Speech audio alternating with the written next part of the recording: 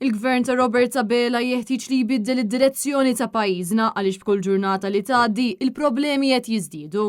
Dan intqal fl-editorjal tal-ħamis tal-ġurnal The Malta Independent b'reazzjoni għar riżultati tal-Eurobarometer li wera biċ-ċar kif il-poplu Malti wawċi qed jinkwita l-aktar dwar l-għoli tal-ħajja huwa mxebba bl-iżvilupp bla-doġġ u bi flus mormija f'deals fraudolenti.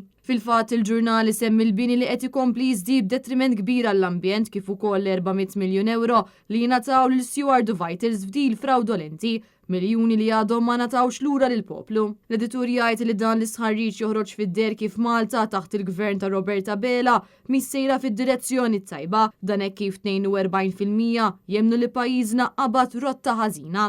Is-survey tal-Eurobarometer pinġa stampa mill-aktar inkwetanti għal pajjiżna hekk kif kien hemm żieda ta' 29% mis-survey tas-sena li għaddiet f'dak li għandu x'jaqsam ma' nies li jemnu li pajjiżna mhuwiex qiegħed f'qagħda tajba. Hawnhekk editorjali jgħid li dawn ir-riżultati inkwetanti mhux biss attribwiti għal problema waħda biss, iżda għal diversi affarijiet li seħħew matul ix-xhur li għaddew. Barra minn hekk l-editur qal li minkejja l-miżuri li ttieħdu sabiex il-poplu jkun jista' jlaħħaq mad-daqqa tololi tal-ħajja, 6% biss tal-parteċipanti qalu li jinsabu kuntenti bil-mod kif il-gvern indirizza din il-problema. 62% tal-parteċipanti jemnu li l-kwalità tal-ħajja naqset u se tkompli tonqos fix-xhur u snin li ġejjin. U propju għalhekk l-editur qal il-poplu Malti wawċi qed jistenna aktar mill-gvern rigward miżuri li jindirizzaw l-għoli tal-ħajja.